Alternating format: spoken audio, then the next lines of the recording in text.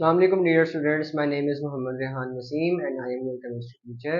Class 9 chemistry chapter number 1 fundamental of chemistry का next topic आज हमने डिस्कस करना है जो कि कैलकुलेशन से रिलेटेड है, केमिकल कैलकुलेशंस। बेसिकली आज के लेक्चर में हम जो है वो डिस्कस करेंगे कि हम डिफरेंट फार्मूलाज को किस तरह से यूज़ करेंगे और फर्दर लेक्चर में हम उनको एग्जांपल्स में जो है वो यूज़ करके उनको समझने की कोशिश करेंगे। तो सबसे पहले हम कुछ फार्मूलाज यहाँ पे डिस्कस कर लेते हैं जो कि हमारे केमिकल कैलकुलेशंस के लिहाज से इंपॉर्टेंट है। तो सबसे पहले आपके पास एक फॉर्मूला यहाँ पे गिवन है। Basically chemical calculation number of moles, number of particles वगैरह को फाइंड आउट करने के लिए यूज करेंगे, mass of substance, molar mass वगैरह डिफरेंट चीज़ें। तो आप यहाँ देख सकते हैं नंबर ऑफ मोल्स की अगर आप बात करते हैं इसके लिए आपके पास फॉर्मूला जो है वो यहाँ पे है। आगे डिफरेंट नंबर ऑफ मोल्स के लिए फॉर्मूला यूज होते हैं, हम अकॉर्डिंग टू डेटा इसको यूज करेंगे। अब अगर हमारे पास एक मैस ऑफ सब्सटेंस बताया हुआ है और मोलर मैस हम फाइंड आउट कर लेंगे। मोलर मैस बेसिकली आपके पास जो एक कंपाउंड के अंदर या एक सब्सटेंस के अंदर डिफरेंट एलिमेंट्स जो हैं उनके मैसेस को आप जब एड अप करते हैं तो आपका मोलर मैस बन जाता है। तो नंबर ऑफ मोल्स जब आपको नॉन मैस दिया हुआ है मोलर मैस है तो इन दोनों को डिवाइड करके नॉन मैस ऑफ सब्सटेंस को अगर आप डिवाइड करेंगे मोलर मैस के ऊपर तो आपके पास नंबर ऑफ मोल्स आ जाएंगे।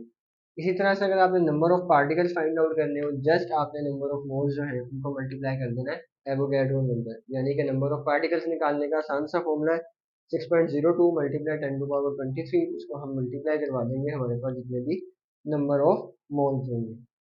इसी तरह से मोल मैस की कैलकुलेशन है।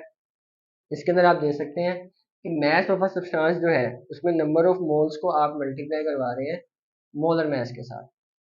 Simply maths of a substance basically इसके लिए भी एक फॉर्मूला आपके पास यहाँ पे आ गया है जिसमें आप क्या कर रहे हैं कि नंबर ऑफ यहीं से ये एग्जिस्ट करेगा कि नंबर ऑफ मोल्स जो हैं उसको जब आप उसके साथ मोलर मैथ को मल्टीप्लाई करवा देंगे आप बेसिकली क्या फाइंड आउट कर लेंगे मैथ्स ऑफ अ सब्सटेंस। तो ये आपकी मोल मैथ्स कैलकुलेशन हो गई कि आप मोल या मैथ्स किस तरह से फाइंड आउट कर सकते हैं। मोल के लिए ये फॉर्मूला आ गया, मैथ्स के लिए आपने जस्ट नंबर ऑफ मोल्स के साथ मोलर मैथ्स को जो है वो मल्टीप्लाई करवा देना है। इनको हम फर्दर आगे लेक्चर्स में एग्जाम्पल्स के अंदर जो है वो एग्जाम्पल्स के अंदर यूज करके जो है इनको इजीली हम जो है वो अंडरस्टैंड कर लेंगे। मोल पार्टिकल की अगर बात करते हैं आप तो नंबर ऑफ मोल्स जो हैं उसमें हम बेसिकली इक्वल होंगे गिवन नंबर ऑफ पार्टिकल्स जो है उनको डिवाइड कर दिया आपने एवोगैड्रोस नंबर पे। तो आप देखें नंबर ऑफ पार्टिकल्स और मोल्स का रिलेशन था, मोल फाइंड आउट करने से गिवन नंबर ऑफ पार्टिकल्स को डिवाइड कर दिया एवोगैड्रो नंबर पे। इसी तरह से अगर आपने यहाँ से नंबर ऑफ पार्टिकल्स निकालने हो तो नंबर ऑफ मोल्स को मल्टीप्लाई कर दिया जाएगा